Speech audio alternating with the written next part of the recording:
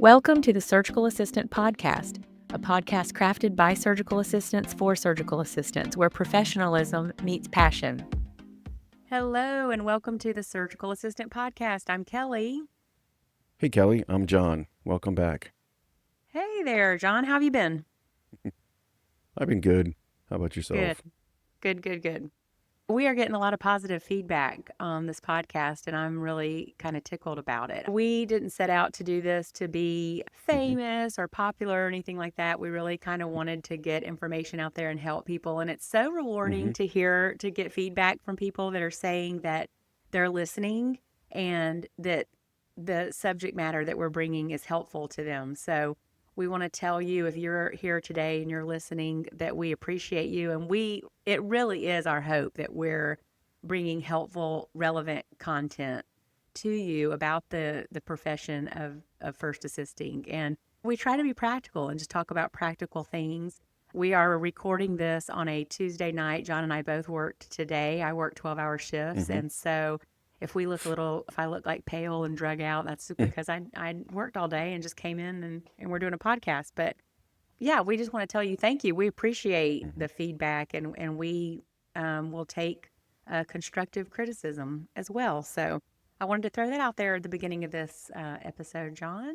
That's good. I'm glad you did because, yes, Yeah. I'm grateful as well. I've read some of the comments and they've been very positive, and I can't thank you guys enough.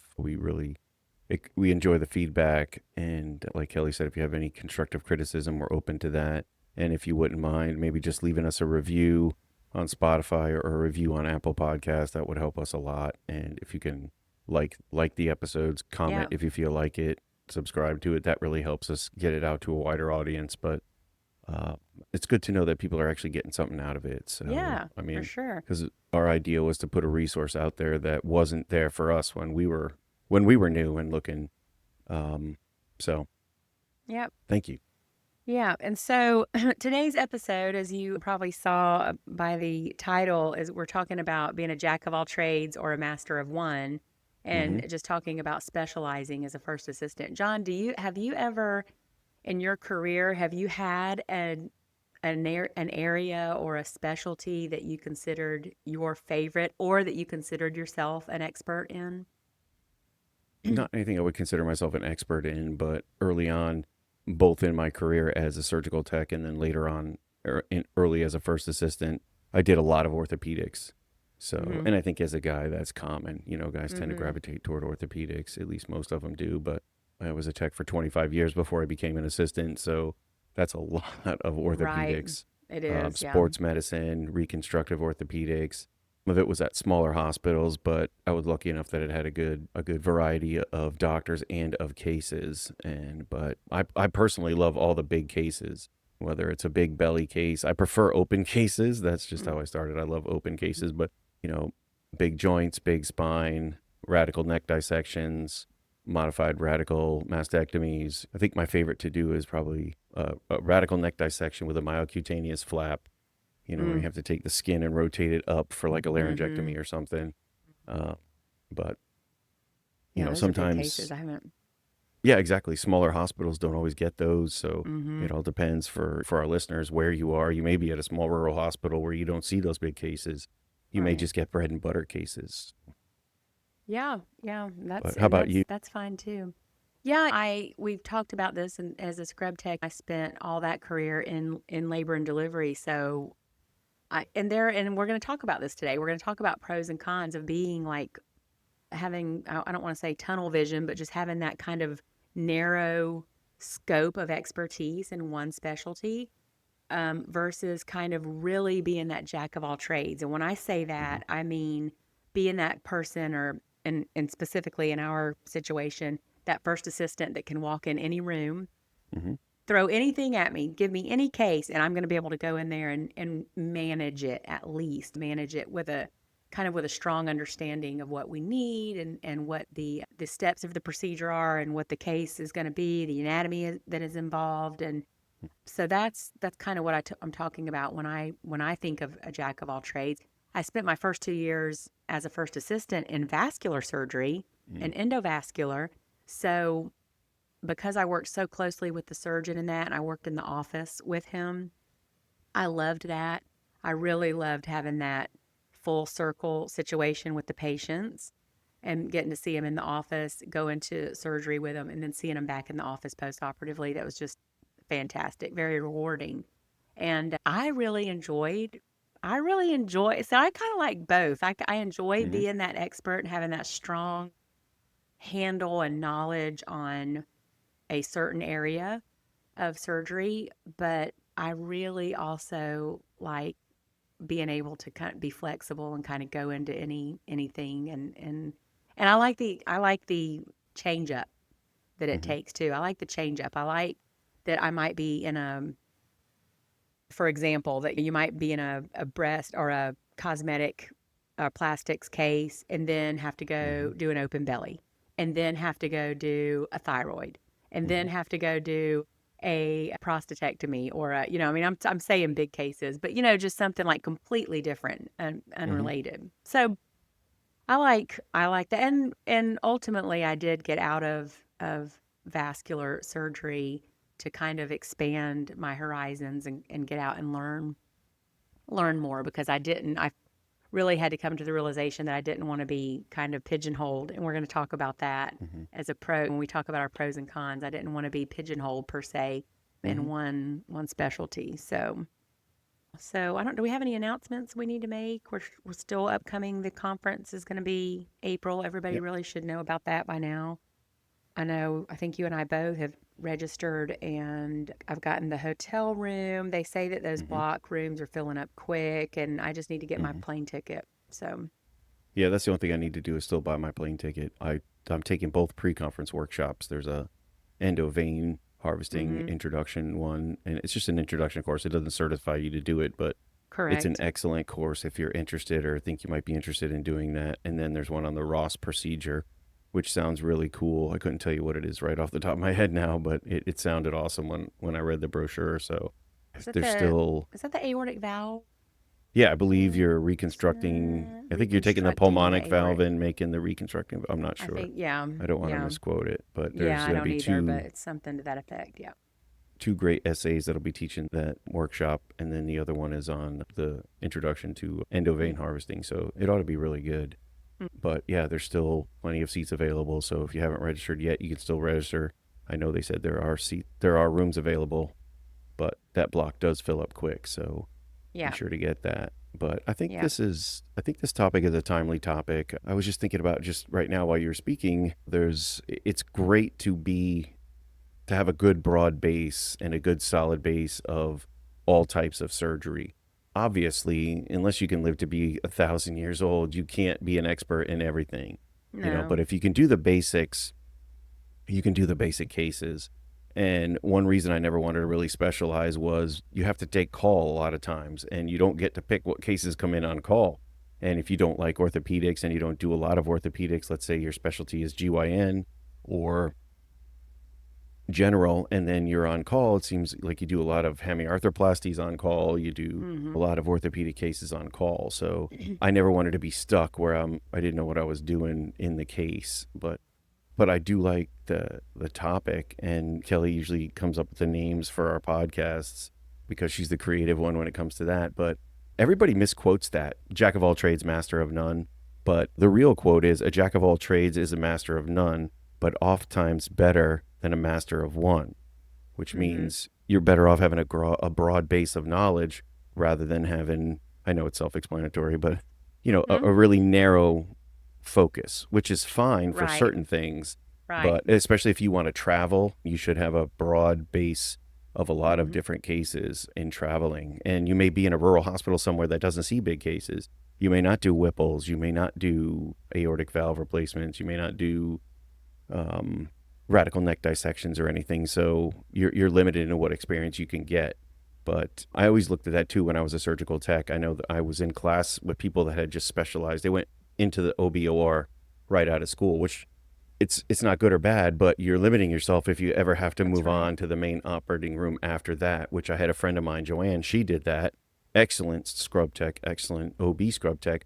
But then she had to go back to the main OR and basically start all over again because she had been an OB just doing C sections for 10 years. So, Mm-hmm. but I think it's a good to. to get as broad a base of knowledge as you can. And there are true specialties like cardiothoracic. Usually, once when you do that, you stay in cardiothoracic. And I'm sure Right. there's a lot of different avenues you can get off onto that, whether you're doing heart transplants or just valve replacements. Then you have endovascular. I mean, I have Hmm. some endovascular experience, but not a lot, enough that I could get through a case. But I still don't know all the ins and outs of endovascular, which is what I love to learn. So I'm always open to learn more, and I take notes. Right. But I think I Right. think having a broad base, especially if you're going to travel, is key. And we're Yeah. learning And every that's, day. yes. Yeah. And that's definitely would obviously be on this list of what we're going to talk about. And traveling is Hmm. one of them. So when we're talking, especially about being a jack of all trades, but for someone to come into this or to be in this profession and when you're starting off, obviously when you're in school and you're doing your cases, they want you to have a broad selection of cases Hmm. and clinicals, and this is why. But people have to decide, well, do I want to specialize? Do I want to be intentional about getting into an area of specialty? And so I think we're going to talk about that first, the Hmm. area of being an expert or being just in a narrow specialty area. And when I think of a specialty, two of the top things that come to my mind are the CVOR and Hmm. orthopedics. Hmm. And I say orthopedics because we all know orthopedics is just, it's getting bigger and bigger Hmm. and bigger. It just is. It just is. Now, earlier in my career as a first assistant, I know I was, ooh, I was probably 3 or 4 years into being a first assistant before I actually went to a hospital where they expected me to do orthopedics. In Hmm. other words, orthopedics was separate, like had Hmm. their own separate team, kind of like a CVOR does. Hmm. I don't know if we're getting away. Do you think we're moving away from that? I know orthopedics are moving a lot into, they have their own specialty centers depending on where you are, Hmm. like a sports medicine but also surgery centers Hmm. Joint and do a lot spine of centers, yeah. orthopedics. Yeah, Hmm. exactly. Do you feel like we've gotten more away from the ortho specialty teams in main hospitals and like the main OR? From my experience, no. And as a traveler, I can see that. If anything, I think it's becoming more specialized because with the introduction of robotics and things like that, Mm-hmm. the like you, I agree. The specialties I think of in everyday surgery are cardiovascular. Cardiothoracic is usually separate from the main OR. I mean, yes, Yes. it's in the main OR, but it's in its own area. Usually it has its Right. own staff and they usually don't commingle. You never see somebody relieve Now that is in a total true. joint Mm-hmm. after they just Correct. did a cabbage or No. a valve replacement. Now they'll come and relieve in a total joint. Shouldn't be relieving in a total joint anyways, but you know what I mean. And then neurosurgery I consider another specialty that people there's a Mm-hmm. lot and there's specialties because there's a lot to learn in those specialties. Right. And a lot of this just takes years. Unless you're at a busy center, it just takes years.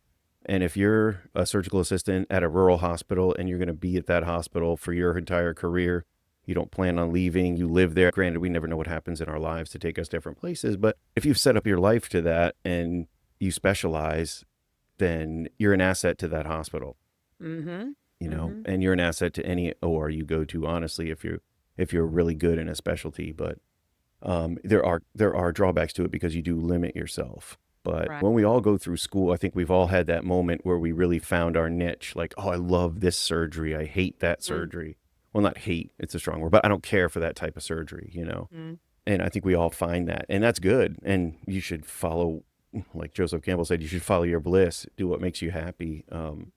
I enjoy orthopedics. I had a lot of a lot of different orthopedics. I've learned a lot, so I can offer suggestions sometimes and things I've seen in the past. I've had surgeons turn to me, well, you've traveled, you've done a lot of orthopedics. Do you have any suggestions? Is there something I'm missing? And I find that to be very flattering, but Yeah. And it well, it also feels good took to a be able long to time. interject there intelligently with some Hmm. thought and with some intention based on your experience and what you've seen, right? That's so rewarding Right. when you can actually Hmm. engage with a surgeon and tell him, well, I think this or this in this situation for this patient, and kind of give him your thoughts. Or I've seen somebody do this certain thing. I Hmm. find a high reward out of being able to do that. There's not very many areas of Yes. surgery that I do feel comfortable doing that in when a Hmm. surgeon asks me. But yeah, so yeah, I would say that's a pro. That's one of the pros of being an expert or having been an Hmm. expert in an area, that you kind of have that knowledge that sticks with you. So, yeah, so we think of CVOR, yes, very definitely more so than any. They're just really set apart. I don't, like you said, Hmm. I don't see any commingling. They're usually completely separate from the main OR. In my hospital, they're on a completely different floor. Like the main OR is in the basement kind of the hospital, the lower level. Hmm. And CVOR is up on the fourth floor, like in a whole other building. So Mm. we're very separate. Yes. So And we some, have a if, friend of ours. We have a friend go of ours ahead. that does open heart, and he's not employed by the hospital. He's employed by the vascular center. So, yeah, they do Mm-hmm. usually. Sometimes they don't even commingle staff. So, Right. um, yeah. So I Right. interrupted. Go ahead. No. Finish your So thought. I was just gonna go ahead and get jump into some of the pros. Like if you are Hmm. wanting to be an expert or a master of one, you want to specialize in something. Some of the pros of that is these are highly skilled areas. And Hmm. when you're skilled in these areas, you're highly marketable, right? Yes. You're think about the jobs you see You're for invaluable. just Yeah. ortho and CVOR. The jobs that are advertised that want you to do ortho, want you to know ortho, or want you a CVOR, CST, or first assistant. Really Right. highly specialized areas, and not Hmm. everybody can just walk into those areas and do that job. Exactly. So that's a big positive to that. Being the expert too, John, kind of makes you the go to person. So if you Hmm. enjoy people coming to you and saying, John, what do I need? I know if you and I were at the same facility and I'm doing an ortho case, that's Hmm. probably one of my least experienced areas. Yes, I can go in and manage, and I've made sure that I understand positioning, and I've kind of had to over time. And like one of the things you said, it's huge, is that it just takes Hmm. time of working in Sure. these areas to get, but just being able to walk in and know positioning and these kind of things, and at least the basic things that are involved. But like you would be a go-to person for me for ortho. Like if I'm going to do a big Oh, thank ortho you. case, I would go to you and say, John, what give me some tips. Like what do I need to know for this case? Do you like being that person, like a go-to person, like somebody that can help in those situations? I do. Yeah, I do. Mhm. It's always I like being able to help out my coworkers, and if I know somebody's not comfortable in an area and they feel comfortable enough to ask me some Mhm. questions, and I'm very flattered by that. Yeah, So, I like to, yeah, definitely like to share my knowledge too, especially based hmm, on experience. And if I'm confident in what I know, yeah, that's really helpful. So to me, that's a pro. Some people don't want to be bothered with other people right. coming to them for help. And I guess that wouldn't be a positive aspect of being an expert to them. But I think for the most part, that is Hmm. a positive thing. When people have confidence in you, it means that Sure. you've done a good job and that they have confidence in you and what you're doing. Come to rely on you too. They know that when they Hmm. see you that you're in their room, that Yeah. they know they don't have anything to worry about, that everything's going to be right, the suture's going to be right, they're Right. going to have the right instrumentation and all this stuff. And then you can help if you have a new surgical tech who's maybe just out of school or whatever, and somebody new that's learning, you can help keep them one step ahead too, because you know Mhm. the steps of the procedures. So, if you're doing, let's Mhm. say, a posterior hip, which not a lot of people do anymore, and there's still indications for it, but you're going to sling the piriformis tendon and the short external rotators with whatever suture the surgeon prefers, but Mhm. and as the surgeons get starting to dissect down to that, you can turn to the tech and say, hey, we need a number 5 ethibond or number 1 ethibond, Right. whatever they use, whatever that Right. surgeon's use. So you can keep them one step ahead, which keeps the surgery going. The surgeon doesn't have to stop and Mhm. ask for it, and then they have to ask the nurse for it. And little delays add up over time. So That's true. you can definitely be a resource, and you can definitely speed up those cases and move it along. Mhm. So I had a case like that just the other day where there's a surgeon. I did a total shoulder. It was a reverse total shoulder arthroplasty. And I've only done two with them before. and I rely on the preference cards, but the preference cards was Mhm. wrong. It was wrong. So the tech was new, and I could tell her the steps of the surgery and tell her the instruments we'll need, but the nuance stuff that this one surgeon likes, I don't completely know their trays, so I don't know what trays have Gelpies and what don't.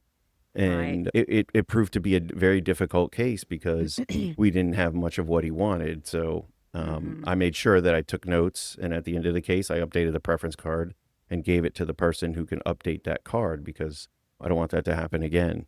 So, Right. Right.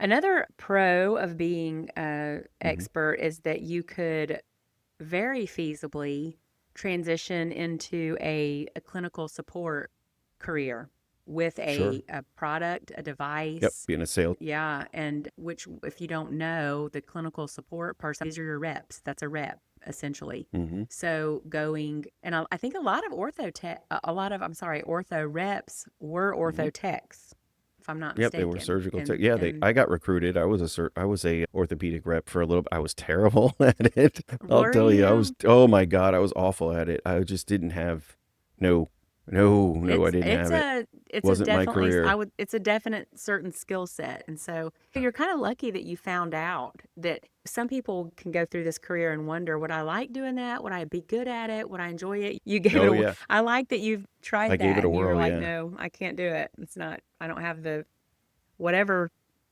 like I said, whatever skill set or qualities, Yep. we don't all possess those things. But Yep. I if that know. was something that you were interested in, if you're an expert in an area, you can definitely consider doing that and moving into that next phase of your career.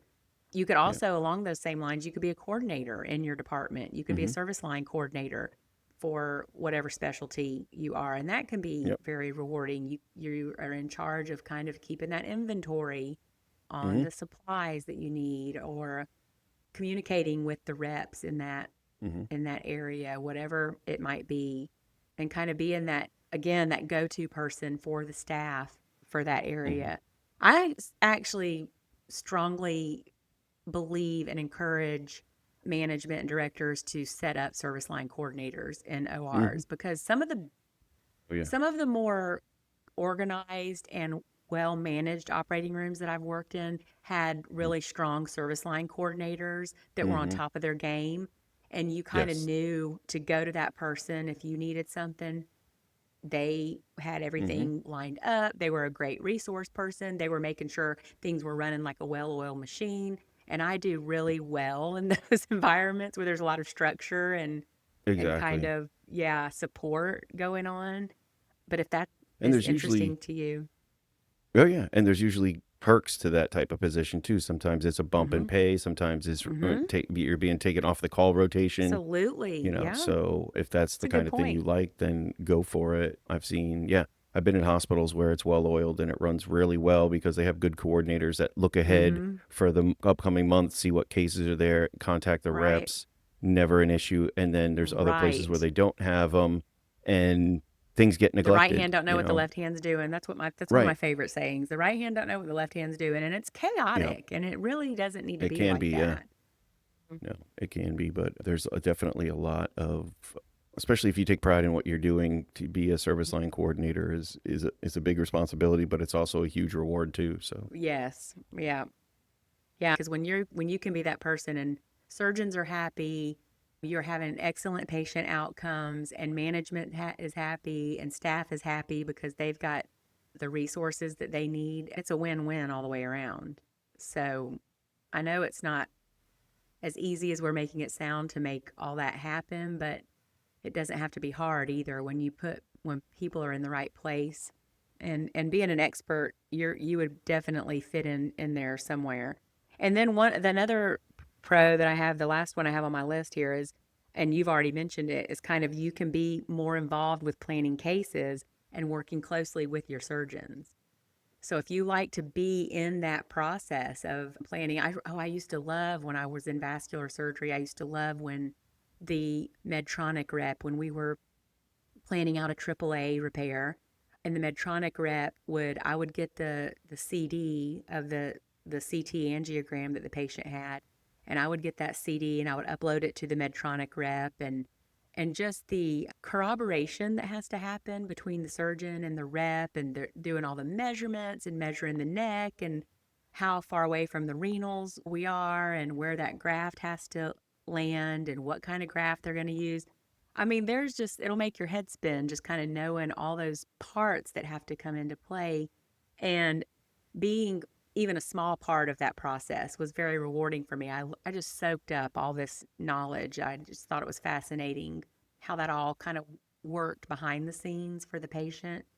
And so when you're that expert, yeah, you kind of have that opportunity to get in there, right, really with the surgeons and plan out the cases and that kind of thing, especially in a lot of the specialties that this does involve. Is there anything else you can think of, that any other positives that about being a kind of a honing in on one specialty? Nothing's coming to mind, but I do Kind of think, covered. We covered a lot. I think we talked yeah. about a lot of good things that, so Hmm. if you're trying to decide, we just gave you a whole lot of reasons why you might want to consider staying in one specialty and being the expert person. Some cons to that, though, would be that it is limiting. It can limit you. If you're focused on one area, you aren't going to have the knowledge on call, like getting called into a main OR. So it's going to be limiting. It could be eventually, I guess it could be boring to you. If you're doing the same thing over and over and over again, you could kind of get bored with that. And then it may be difficult to move or change jobs. If you've, again, I'm going to use that pigeonholed term. If you've pigeonholed yourself in one area at one facility, and they lean heavily on you and you're like really involved in just this one specific area, you might make it a little harder on yourself to kind of uproot. And if you decide you want to go work somewhere else or do something else, then you're kind of limited your resume there. So, do you have any thoughts about that? Yeah. And you Yeah, said, of definitely. It course, you could. said about being on call. You know, if you are on Hmm. call and you get called in for the main OR and you specialize in one area, you're kind of like, oh, I don't know how to do this hip or something like Oh, that. yeah. Yeah. We all have resources that we can use today. We have a supercomputer in our hand all the time. And some ORs don't allow you to have your phone with you, some do, but so that can augment if you're not strong in a particular specialty, you can always YouTube it or do a little research. There's great articles that can help you, but I feel that this to me this there's people who, no matter what the profession is, look at it as just a job. It's just a paycheck. They don't care to do better. They don't want to do better. They just, it's a job to earn money for whatever reason. But I think this podcast is aimed at the people who look at it as an avocation or a calling. That's looked at it. I've always looked at personally, I'm going to get a little hokey here, but to me, surgery is a sacred profession. There's nothing more sacred than to be able to participate in the healing of another person. You're seeing some people at their absolute worst day of their life, and Mm-hmm. you can make a pivot. You can have a pivotal role in changing that person's life for the better, for saving their life or saving a family member. That's one thing I love about it. And you'll never learn it all. It's constantly growing and changing. When I first Mm-hmm. started in surgery, laparoscopy was just coming into its own. I'll never forget, in 1989, I was standing outside of a OR. They were doing a laparoscopic cholecystectomy at this hospital, and it's only like the fifth one they had done. And a lot of the staff was there looking in. There was a few general surgeons, and I'll never forget Dr. Rosenberg. He was a nice guy, but he was an old surgeon, and he was about ready to retire. But everybody's watching this procedure, and he just walks away, and he shakes his head, and as he's walking away, he goes, "That's never going to catch on." And I would love to see him today to say that. But there was never a thought of robotics, not orthopedics, robotics. I mean, that wasn't even a thought when I first started back in surgery. So we've come so far, and we have further to go, and you can never learn it all in this profession. And that's what I love about it. But and that can also make it daunting. Sometimes if you're new, give yourself a break. Time takes time, and you're also, some of us are lucky enough to have the ability where we can move around.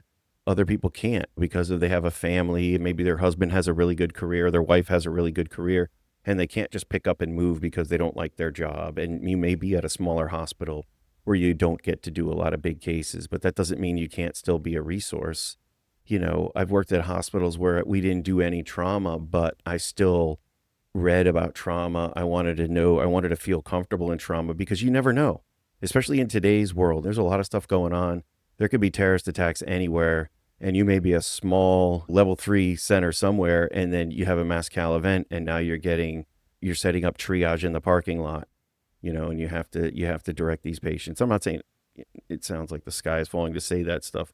I'm not trying to be Chicken Little here, but No, you it's just a never good know. So example. It's a good example of yeah, why we should read and strive to kind of be above average and know and strive to know things that we don't know anything about. Like I've never worked in a right. trauma OR. And I actually on my list of Hmm. topics is trauma in the OR. That I want Oh that to yeah. be one of our episodes. We're going to talk about trauma in the OR. Well, Kelly Holland has never worked in a trauma OR.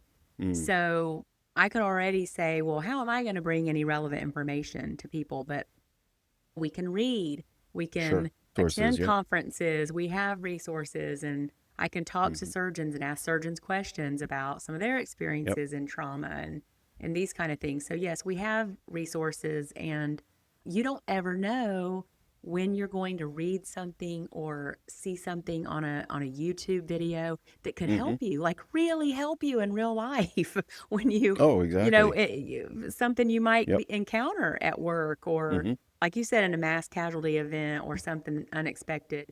You might think, oh gosh, I Hmm. read about this. I read about this. I know what to do. Yep. And I've actually had I that just never happen. want to Like, oh my be. gosh, I was just reading about this the other day and here I am. Yeah. I have to deal with it now.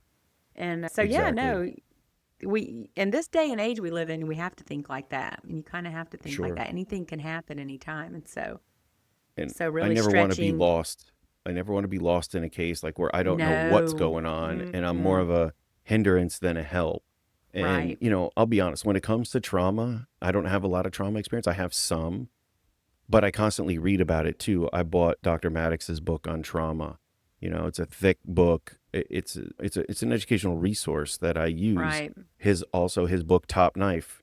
It's great. It's from a surgeon's perspective, but as a surgical assistant, a lot of that translates because you need an assistant in a trauma. So if you know the proper way to pack an abdomen and in what stepwise fashion that they do it, and then how they start looking for bleeding, how to do a kettle brash maneuver, how to do the Maddox maneuver, so you can look in the retroperitoneal space. Have I done it? No, but I kind of know what's going on, so I Right. can know how to help in that. And And the other really, thing like, is go ahead. I'm Behind the sorry, Knife. John. Yeah, go ahead. Behind the Knife is a great podcast for surgical residents, but they Mm-hmm. also have some fantastic. Their website has a trauma series where it's 20 of the most common trauma surgeries done on a perfused cadaver, so you can see the steps and what they do. And Mm-hmm. they are talking a surgeon through, basically it's for a surgical resident, but that applies directly to us. A lot of that stuff applies directly to us. Mm-hmm. So when I was going to recently, I took a travel assignment that was a level 2 trauma center, and they had gotten a few gunshot wounds, and I made sure I bought that series. It was very inexpensive to buy. I think it was $100, and you get it. You can buy it permanently for one price, or you can get it for a year at one price. And I figured I'd try the year, but it's an invaluable resource because it shows you Mm-hmm. how to do neck cut downs. It shows you how to do a traumatic, or resuscitative thoracotomy, how to get into the Mm-hmm. abdomen quickly in 3 swipes for a patient that's bleeding out. So it's an invaluable resource, and, Right. and the Right. resources are out there and you can avail yourself to them. So if you are in a little hospital that never does any of that stuff, but you want to learn it, there's ways to learn it. And Mm-hmm. you can go to conferences as well to learn these things. Right. We have hands-on workshops at our conferences. So for people who don't Right. have the skills or the place to do it, you can learn the skills there. Yeah. We And really there's don't have any there's excuse to not know. We really don't have any excuse in this day and age. You don't even have to carry yourself to the library and get out the no, encyclopedias like you have to do used to have to do when I was a teenager. exactly. Really, like you said, we've got it literally in the palm of our hand. We don't have any excuse to not know how to do things and learn things. So, and trauma, speaking of trauma, is a specialty in and of itself as well. Sure. And So that orthopedic is its own specialty as own well. I mean, I specialty, was true. I was Hmm. hired at one hospital as a traveler just for ortho trauma. That's all I did. So, and they were level 2 trauma centers, so we got a lot of bad car accidents, and one guy got caught in a cement mixer and had a pretty horrific lower leg wound. So staging that procedure, which doing the X fix first, then come back for the definitive fixation, and then the plastics procedures afterwards, where they have to do the Mm-hmm. skin grafting and rotational flaps and all that. Right. And if you're lucky enough to be at a level 1 trauma center that has a burn center, that's fantastic. Mm-hmm. And if you're at a big hospital, you have the opportunity to do a lot of different cases, which Right. can be overwhelming at first, and your knowledge base builds up very broadly, but it builds up slowly. As opposed Mm-hmm. to being in a smaller place, you can learn fewer surgeries quicker and have a bigger base of knowledge, but knowledge is never There are pros wasted. and cons to, like you said, Sure. no matter what size facility you're in or what Hmm. level, if it's trauma or not, or how big or how little, there are pros and cons, absolutely. And as long as you're working and you're doing the work and you're studying and always striving to be better, you're going to come out ahead. Some of the pros of being, now if we're transitioning to a jack of all trades and kind of being that person that kind of knows Hmm.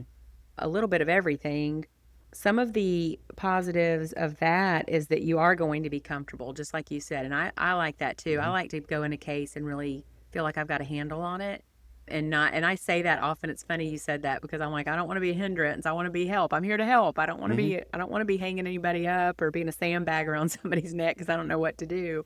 That's really, Right, right. really not what I want to, I don't want that to happen. Like, I want to be able to walk into a case and I like literally just know, at least have a strong grasp of the basics of the case. And Exactly. if you're a jack of all trades and you've kind of put yourself out there to learn a little bit of everything, you're gonna have that confidence to go in any, to be put in any case.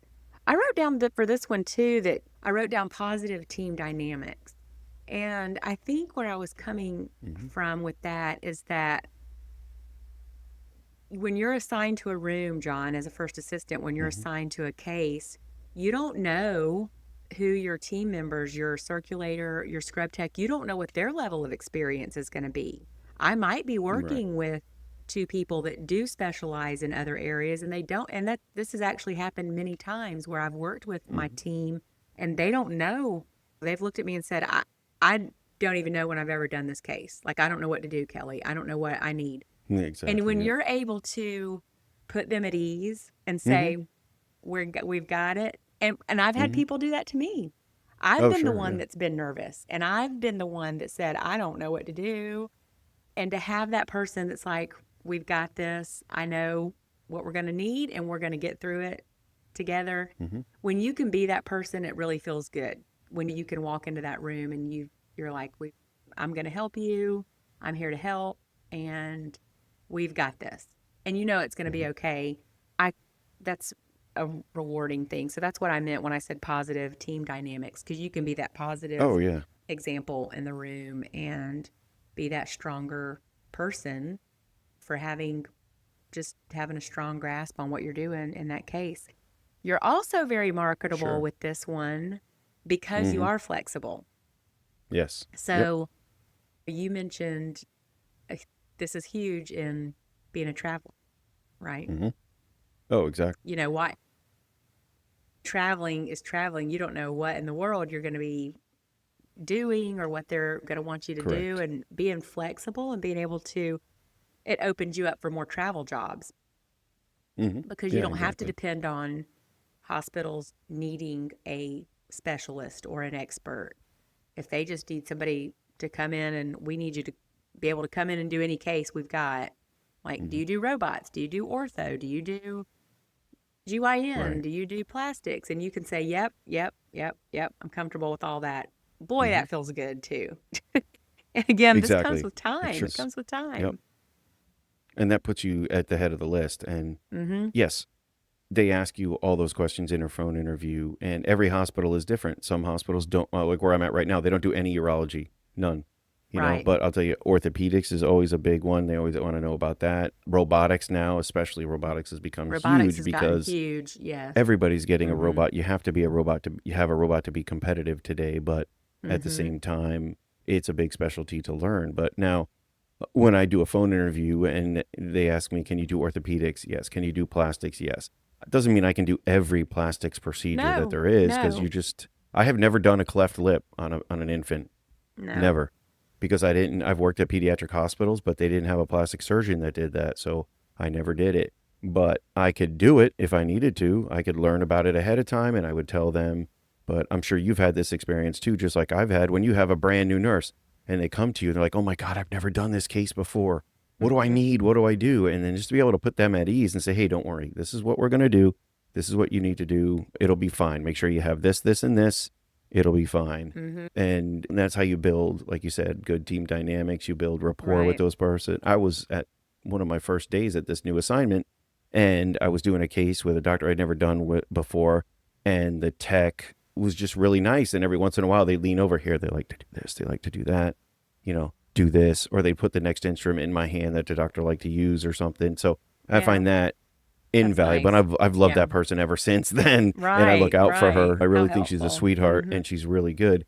But that speaks a lot of her character because she didn't know Sure. me and she thought enough of everything, the surgeon, the case, the patient, to keep me one step ahead, which I really Yes. appreciate. Right. Right. And it just made the case more enjoyable for me because I don't care who you are, you're always a little bit nervous when you go to a new place or you're Mm-hmm. working with somebody for the first time.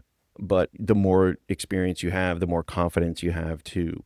So, and that confidence is like panic. It can be contagious. If you're confident, you're calm, and then that can spread out to the rest of the team. I'm sure Right. you've had those cases where somebody, either the tech or the nurse, is freaking out, and it's a difficult case. But I think the more experience you have, the better.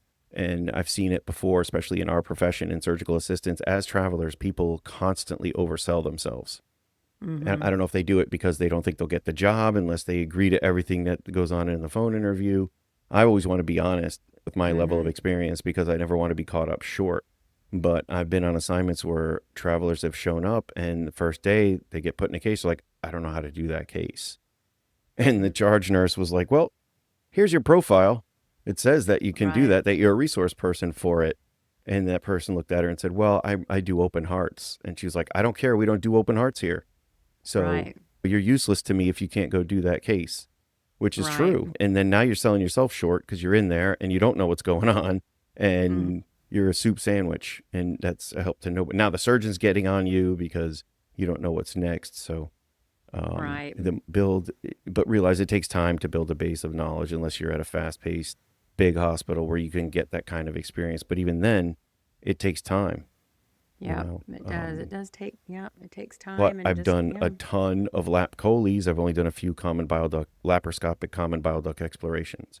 You know, Mm-hmm. done a lot of robots, but I've never done a robotic ERCP. And they're doing them for patients who've had gastric bypass. You can't go through the stomach to get to, the duodenum. You have to go outside the stomach into the duodenum. So there's cases they're doing at tertiary referral centers that I'll never see and I'll never do because they're big and they're very involved cases. But there are techs and assistants that thrive in that and they do those Mm-hmm. cases on a daily basis and they're a resource. So, Right. um, especially if you watch Right. any YouTube videos of any of the big famous surgeons doing a total joint replacement, a rotator cuff repair, an arthroscopic rotator cuff repair, or if you watch some people do arthroscopic Latarjets, watch how they interact with their team and look at their team. Their team is, I've been on teams like that where the doctor just wants you and you alone because you bring a lot to the table. It really makes for a pleasant, fast surgery, even if it's difficult and involved. So, Yeah. but Yeah. it's everybody's personal decision whether they want to specialize. And there's nothing wrong if you just want to do Mm-hmm. urology and nothing else, or you just want to do and nothing else. Like we had, Not a thing wrong with it. Yeah. We yeah, need experts we had a, in areas, yep. and it's a good thing.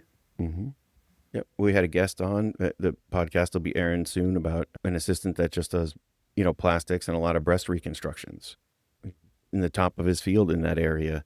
And there's nobody better to learn from. So Mm. those people are out there. And it's also personally fulfilling to be a wanted member of a team like that. Mm-hmm. Yeah. But it's everybody's personal decision. It is.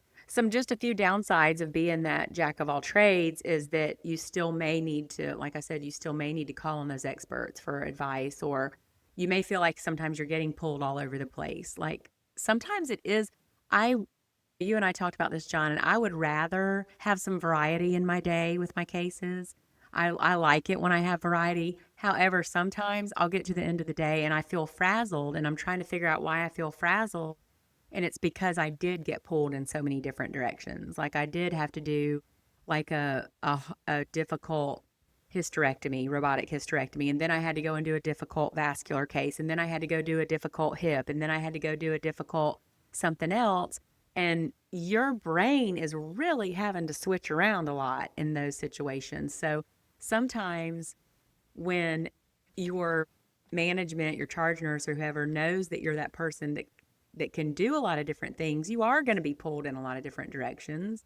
And it might make you feel a little scatterbrained at the end of the day. And therefore you do have to change pace quickly. One thing, oh gosh, that I've struggled with is that when I'm in a situation where I'm focusing on this endovascular case that's going to be an angiogram, like an extremity angiogram, possible bypass situation. And so I'm really trying to think about those sheaths and wires and catheters that we need endovascularly. And then what are we going to need if we have to do a bypass? Is it going to be with graft? Is it going to be with cryovein? Is it going to be in situ? And I'm focused, and this has happened. So I'm trying to get all my ducks in a row with the case, and I'm working with the tech and my nurse, and we're trying to get everything ready in the room. And then the charge nurse comes in and says, Kelly, I'm putting so and so in here. I need you to go in this other room and do this case. It just, it just wrecks me. I'm like, I just was already focused. I'm so invested in this case. And so if you're that person like me, where like you were really just into it and focused, and then all of a sudden, bam, you have to go change and do a robot, whatever. I'm like, oh God, I was really on a roll. Like I was really focused. I was really invested in this, and now I have to change. So sometimes that can like throw you, but you might be the only person that they know they can stick somebody else in the vascular case or whatever, for example, but they need you to go do this because they don't have anybody else to do that case. Just kind of that situation where you have to be prepared to kind of get jerked around because they're like there was a cereal commercial. I don't know why I'm thinking about this. When we were younger, there was a cereal commercial for Life cereal, and it said, "It's okay, let Mikey try it. Mikey'll like it." And it makes me think of that. Like, let Kelly do it. She can do anything. She does it all. So let her do it. And then you're kind of the one that you kind of paint Hmm. yourself in a corner with that too. Like Kelly can do it. She does a little bit of everything. So then Yeah. you kind of get taken away from those Hmm. specialty situations that you might really want to be in, but it's But just one of then, the way it goes. but there's a downside to that too. That could be very exhausting at the end of the day. Because Mhm. if you're getting pulled around, you're doing the robotic It doesn't cases happen. where it Yeah, and can it be doesn't happen surgical too much, but twister it because can. you're in. That I had to consider Hmm. that is a negative. That could be considered a negative of being that jack of all trade Hmm. person because Yeah. a lot of people do like to specialty. Listen, a lot of people like that comfort zone. Hmm. I like a comfort zone to a degree. A lot of people though, they like their comfort zone. They like Hmm. doing all urology all the time. And if the charge nurse knows, they're going to pick their battles too. Hmm. They're not going to move that person that's comfortable doing all these hysterectomies. They're not going Right. to pull them to go do a hip or a vascular case because they know they're on autopilot in there and that Hmm. room is taken care of. Yeah. And then if you're that person that can kind of do everything, you're going to kind of get pulled around a little bit. And I've Yeah. been there. I've felt like that before. Like I was kind Oh, of getting sure. pulled, and but it's because I knew how to do different. So you have to take, so Right. the moral of the story here is we have to take the good with the bad. And you have to kind Yes. of decide what you want to do with your career yourself and make that decision, but there's good and bad to both sides of it. So Oh, I I would totally say agree. that's kind of the that middle of the road kind of statement I want to make. There's good and bad to all of it. So for Hmm. now I'm enjoying kind of doing a little bit of everything in my Yep. career. Yeah, me too. I really enjoy the variety and learning different things about different areas too. And like you said, the Hmm. beginning of this podcast, there's always something to learn. And I think we Hmm. say that a lot because Oh, it's yeah. just the truth. And I want to drive It that is. home to Yep. people. There's always something to learn. It's never boring. Never, ever, ever boring. No, you're no, because there's new advances, new techniques. There's always Mm-hmm. something to learn. I find for me, no matter how much I know about a subject, there's always more I can learn. And I love learning about surgical history. So Mm, thinking about the pioneers of surgery, like Robert Liston or Joseph mhm, Lister or Charnley or Judet or DeBakey or these huge, anybody that has an instrument named after him, Alice, mhm, Coker. I think Coker won, I think he won a Nobel Prize, and one of them married one of the Mayo daughters of one of the Mayo mhm. Clinic guys. It's just phenomenal. Those Mayo brothers, they were assisting their father when they were 8 and 10 years old, Oh my assisting him goodness. in surgery at eight That's and 10 years crazy. old. Isn't Mhm. that crazy? I mean, That's today you'd be crazy. thrown out you'd be in Oh jail if you let yeah. your 8-year-old kid come and assist you. But Yeah. yeah, that's what I love about this profession. Yeah. There's always so much to learn, and we're lucky because the people we work with love to teach. Most of them love to teach. So if Mhm. you show an interest, man, Mhm. and then to me that makes it fun. Even if it's a case I don't like, I try to start Oh, I asking do too. questions so I I do can learn too. something. And You I'll got to read the room too. I invariably, mean, if the yeah. Oh surgeon doesn't well, want to talk, of obviously course. don't. But yeah, I'll it's invariably though, when I've done that, John, I'll walk out with a better mhm. attitude than I walked in Yep, me with too, when definitely. I That's make an effort and just ask hmm questions and show some interest and I think to myself, let me just learn one thing I didn't know when I came in here, hmm it always changes my perspective. And then yep. also to know that you're helping people to And learn, but yep, ortho is still kind of that thorn in my flesh. And I think sometimes I everybody feel has it like I though. don't like ortho because hmm haven't done a lot of it. That Therefore, could be too, I yeah. don't have that strong confidence in hmm as far as being able to be involved with this give the surgeon any input. I can't. I hmm just can't. I don't have the experience in it that I wish I did. So I think that makes me not like hmm it as much. But I like to ask questions and I hmm try to learn something that I didn't know when I went. And that's not hard because I don't know a lot. But it's I always say, ugh, I hate ortho. I complain about going in ortho cases. But usually once I'm in there doing it, I'm fine. Once I just get in Yep. there and start doing the work, I'm fine. But always trying to learn and get an attitude adjustment about it. Yeah, I would say most of us have that thorn in our side, whether it's vascular, orthopedics, Hmm. or robotics, or Yep. urology, or whatever. We all have something we don't like Something to that we do. don't There's cases love to that I do. feel, Yeah. right, that I feel insecure about because I don't know Hmm. that much about them and I don't feel comfortable in them. But I find another way to build a bridge or build a rapport with a surgeon that maybe is not a nice person or had a run in the past is to ask questions and to learn. And I Correct. usually use that as a way to find common ground. Or if I know that they're really into watches, then I start asking questions about watches and talking about Hmm. watches. And that can change somebody's attitude in a Sure, it heartbeat as can. well, too. Yes, it You get can. them talking about something they're passionate about, and it'll immediately change the tone of the room. Yep. And that's part of the diplomacy of That working in listen, the operating room. that's a whole other episode on its own, It's a isn't good it? one. It Well, we should really do is. one That's a like good that. subject. Yeah. Yeah, that is. That is. Yeah, we'll have to Well, do we that. hope that But I you have think that's about enjoyed it. Yeah. this today. Yeah, we hope that you've enjoyed hmm listening and let us know what your favorite specialty is if you have one or if you specialize in anything that maybe something we didn't talk about. That would be great. hmm We like to hear about new things. So, yeah, we hope you enjoyed Share it your today. experience. And Yeah. yeah, And as usual, we sorry I'm not appreciate you as listening. lively. I'm exhausted today, but I know we're both tired. It's the end of our it's day, but yeah. But we knew there were going to be days like this when we started this that's right. podcast too, Mm-hmm. because call That's right. interferes with it and stuff like that. But I still enjoy Mm-hmm. doing it. Yeah, getting our So schedule together is tricky sometimes, but we're doing hmm it and we're enjoying it. So yeah, it's working for us. Okay, everybody, okay.